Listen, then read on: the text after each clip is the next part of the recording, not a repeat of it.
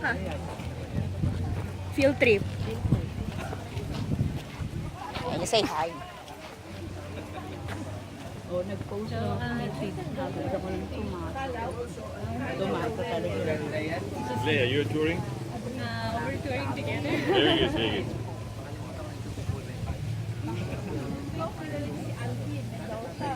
Ay, ang cute.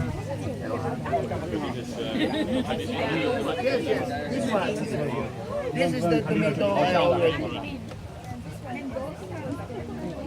upward. At along the field, you can see the plant of this. Almost of every. It's a sweet pepper. Yes, sir.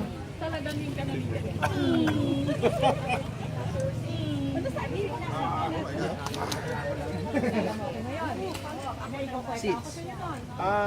We have commercially, but I think at the sample seeds we don't have.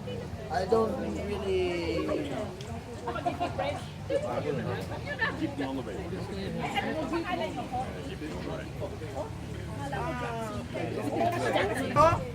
The best produce that you can have, and especially for the small farmers, that's very essential for their income. This is our. With that, we have been able to raise the income of the smallholder farmers. We're very proud of, and that's one of the big motivations from all our staff. Actually. Let's just wait for the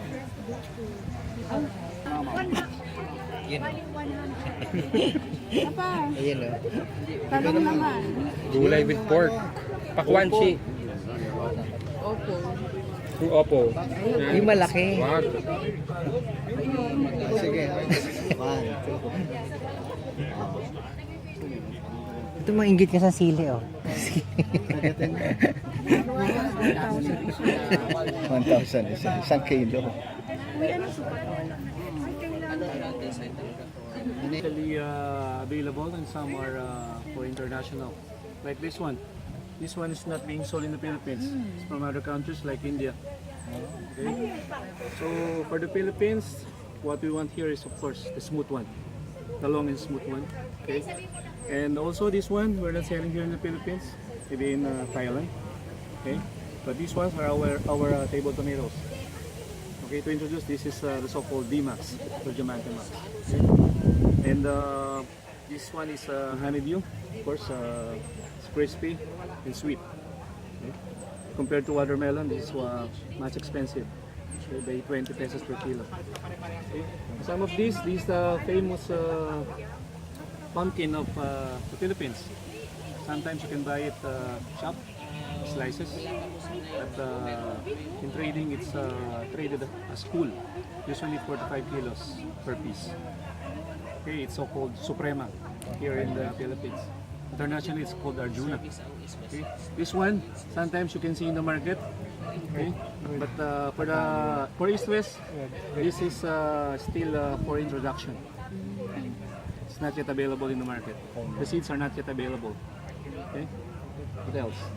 So this one is also called butternut. It's also pumpkin like this one, but this is a little bit sweeter. Okay, they said it's better tasting compared to this one. But this one is smaller compared to this one. But this is a new one, so we call it Pia. Pia. For the old ones, called Pia Moran. For the new ones, Pia Worsback. Pia. Seryoso pa naman Pia Moran. Pia Worsback. Okay, so this Pia is called butternut. Okay. This one, melon. It's called sweet melon. Okay, just like the ordinary melons, but this one is so sweet. It can be for fresh, also for fresh cut or sa malamig. Yeah. So what else? Okay, we have different types of watermelon. This one is the so-called stripe. This one is also famous called this one I think is sweet 16. Sweet 16 or sweet 18. And also this the dark green one. So it depends on the provinces. This famous being planted in Visayas and Mindanao. But in Luzon, this is now the preferred variety, the dark green. Okay. So we also have the so-called torpedo type. The The flesh is red. Sometimes they're available yellow. Yellow. Okay. What else? Any question? So that I will not go one by one. These are beautiful, huh? Okay. This one is so-called conical sweet pepper. I know that we are quite aware with the bell pepper. With the bell pepper. This one is also sweet peppered, but not bell. It's conical sweet pepper. And the variety name is Sultan. He is quite famous for fresh and also for processing. Question? You can mix it with pancit. Yeah. Same like just like with the bell pepper. Same. Sir, question. Yes. The market price is fluctuating. Yeah. These are good crops. Pumpkin also. These are sold in big quantities, really. So they are the pillars from our seed company here in the Philippines. But of course, all the other crops too. But if you ask which are the big ones, then these ones are included. Yeah, and the tomato. Tomato also. But if you want to know about the income of farmers, they are earning. It depends on their on the locality. Depends on the preference of the farmers. Our first leader, our first crop, tomato. So Miss Jill. Hi, good morning everyone. Welcome to the tomato station. So I'd like to highlight our DMAX. This is our lowland off-season adapted tomato. So it has disease resistance, but I think the most important trait that it has is heat tolerance. So what's important about it? It's because of the trait farmers are able to plant tomatoes year-round here in the lowland areas. What's critical about the lowland areas? It's where the urban places are mostly concentrated. So that's what makes this tomato from east to west better than our competitors. Yes. Yeah. So just to highlight what I'm talking about, before I started East West, the tomato during the off season would reach per kilo like $2 per kilo. But when we started introducing this in 2009, the prices are still high in the off season, but at least it goes as high as maybe $1, not $2 anymore. So I think that's an important contribution of East West to the farming industry. Yes. Any questions?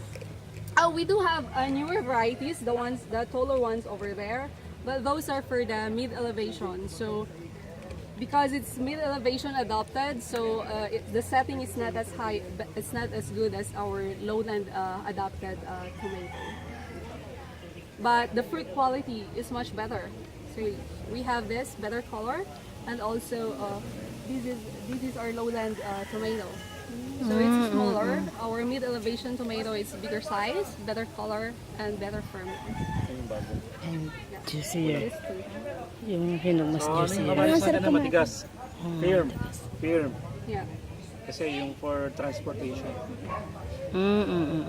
If the people want to grow them in the backyard. Yeah, it's possible. It's possible. Which one? This one. This is really has a wide adaptation. Our lowland tomato, D-Max. It's called D-Max. So you can have every day you can have fresh tomatoes. Yes.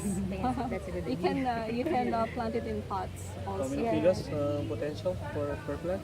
Potential, if your crop is really good, it can go as high as 4 kilos. But maybe on the average 1.5. It's just 1.5 kilo per if plant. it's average plant. Yeah. Our successful tomato farmer. So in one cropping, he was able to earn around 200,000. 200,000. So aside from tomato, he also plants 200,000. onion, sponge gourd, bitter gourd. But he's specializing on tomato.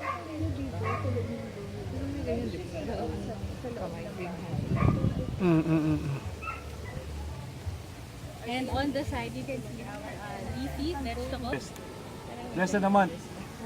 So this is called Chinese kangkong, or some call it upland kangkong.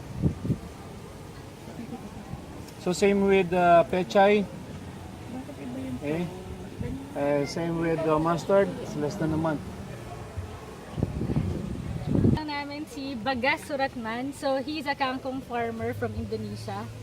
So dati he worked odd jobs. So dati meron siyang mga pasugalan, ganyan. Pero when he tried vegetable farming, natuwa siya dahil malaki pala ang kita.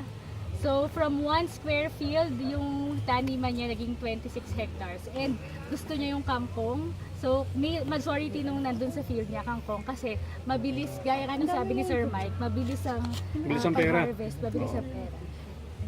So, from Indonesia. Delegates. Mga media. Okay. Okay, good morning po. Good morning. So, ako po si Catherine. Ako po ang isa sa 3 eggplant breeder po ng East West Seeds. So anyhow, dito po sa field demo natin ngayon, meron kaming inihandang 10 varieties para matingnan ninyo. So yung pong 10 varieties na yon, halo po yon ng iba't ibang varieties na ginugrupa po sa ibang East-West country. So katulad po nitong nasa kanan ko, yan po ay yung violet white stripe na ginugrupo siya sa Sri Lanka. Popular po siya sa Sri Lanka. So yun makikita po natin. Dito naman po sa kaliwa ko, itong mga maliliit na talong. Ito naman po ay sa Thailand. Popular po siya sa Thailand. Kinakain po siya ng hilaw. Akala ko kamatis siya. Hindi po siya kamatis. Talong din siya. Pero pabilog. Pagkaraniwan po, yung halimbawa mag-order ng kanin at ulam, sasabayan po yan ng isang halimbawa platito na lahok ay pipino, talong, o kaya pwede yung mga leafy vegetables, mga lettuce, tapos kakainin po nilang may salsa. Anong difference ng taste niya, ma'am, doon sa atin? Actually, kasi ito, palibhasa kinakain din siya ng hilaw. Medyo may pakla, pero dahil meron naman siyang parang sausawan niya, so nag-a-add po yun ng flavor.